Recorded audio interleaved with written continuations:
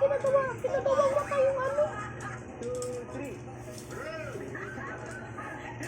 Matapos ang kulitan, hidinalihan Natabae ang mama. Hindi pa kasi ako nakatae.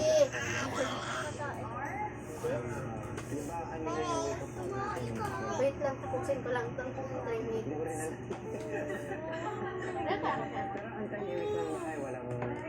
Patayin mo na ako nun.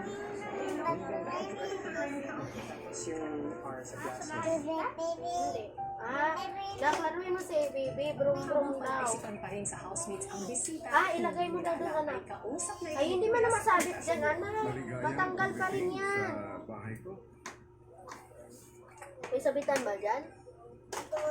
Maaari mo muna kayong magpakilala. Ako po si GP.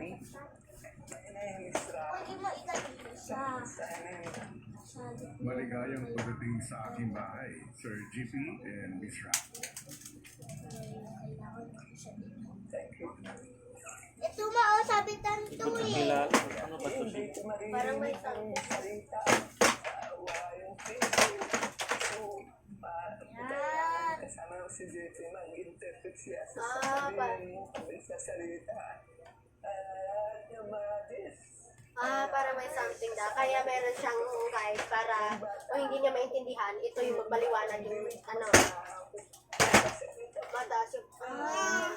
nakaka-diferensya pala yun, da? Yung mataas yung lagnat. Ayun o. Ilaw is na ulcer. Ulcer. Mamay ko na to. Antibiotic. Mamay ko na to.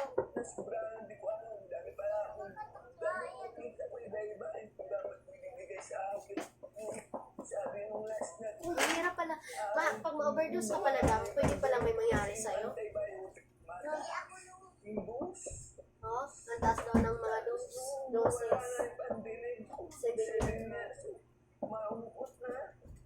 Napapatahimik ng mundo. Yung dati, nagigising ako sa umaga. Yung manok, tinawag ko manok na hinihinig ko doon ako nagigising. Ito na. Pero kaya pwede. Manok, walang pinatay. Mag-CR mo na. 3 minutes na.